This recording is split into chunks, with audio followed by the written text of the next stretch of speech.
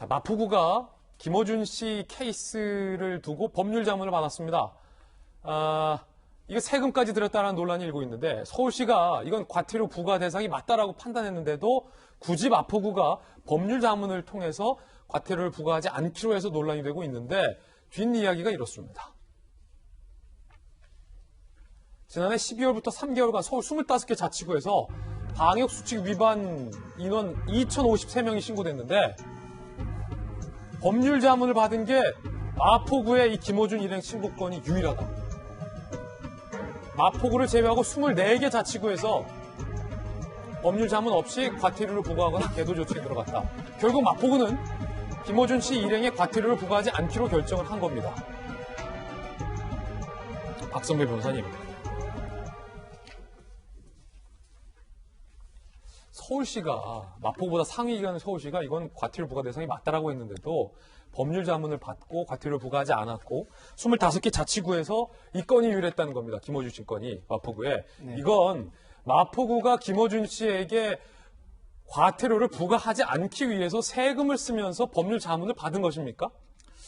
일단 마포구가 같은 기간에 5인 이상 사적 모임 금지 조치로 신고된 189명 가운데 김어준 씨 1원 그리고 신원이 확인되지 않은 4건을 제외하고는 법률 자문 없이 과태료를 부과했습니다.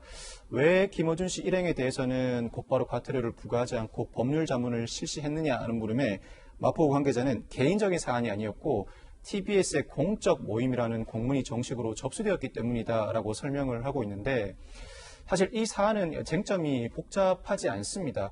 공적 모임인지 사적 모임인지만 밝혀내면 되는 문제이고 이 판단은 사실관계 조사로 충분히 가름을 할 수가 있습니다. 사실관계 조사를 해본 다음에 공적 모임이 아닌 사적 모임이라는 판단이 선다면 일단 과태료를 부과 처분하고 그 이후에 실제로 공적 모임이기 때문에 그 부과 처분이 부당하다는 주장에 대해서는 법적으로 불복 절차가 마련되어 있습니다. 정식 법적 불복 절차에 따라 불복을 하도록 조치를 취하는 것이 올바른 행정 조치이자 논란이 없도록 하는 조치이지 않았을까 싶은 생각이 듭니다. 야당의 박대출 의원은 마포구청을 강하게 비판했습니다. 들어보시죠. 김어준 씨 한 명 살리겠다고 유일하게 세금을 써가면서 법률 자문을 받은 겁니다. 서울시에서는 과태료 부과 대상이 맞다라고 판단을 했습니다. 그 말은 이게 공적 모임으로 해당하지 않는다라고 상위 기관이 판단을 했는데 하위 기관이 마포구청은 이것을 법률 자문을 받아서 사적 모임에 해당하지 않는다라며 굳이 과태료를 부과하지 않겠다는 건데 자 박정환 대변인 야당에서는 지금 굉장히 비판하고 있어요. 어떻게 보십니까? 글쎄요 지금 박성배 변호사님 말씀 주신 것처럼 이게 전체 마포구에서 일어난 한 200여 개 가까운 건 중에 유일하게 그다음에 서울시 전체적으로 일어난 2천여 건 중에 유일하게 법률 자문을 요구하는 거거든요. 이게 글쎄요 김어준 씨가 우리나라 국민 중에 어떤 분이길래 이렇게 특권적인 그 혜택을 받게 되는지 마포구의 판단, 서울시의 판단을 저는 납득할 수가 없습니다. 단순히 코로나 방역 수칙 위반한 거 말고 지금 방송 가지고도 굉장히 논란이 많고 마치 김어준 씨가 전체 TBS인 양 그리고 TBS가 김어준 씨를 야당이 밖에서 고충을 받는 것처럼 이렇게 몰아가는 것 자체가 저는 김어준 씨에 대한 특혜성 지금 이 법률 판단 유보 그리고 이에 대한 그 특혜 혜택이라고밖에 해석을 할 수 없는 대목입니다. 이거 야당에서는 이해하기 어렵다는 거예요. 이게 특혜냐? 법률 한 건이다. 결국 부과 안 했다.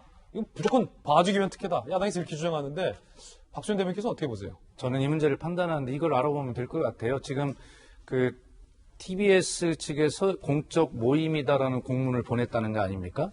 그러면 다른 케이스들에서 이것이 공적 모임이다라고 하는 그런 공문을 보낸 사례가 있었는데도 그것은 처리하지 않고 이것만 처리했다면 특혜 맞겠죠. 봐주기다. 네, 그렇습니다.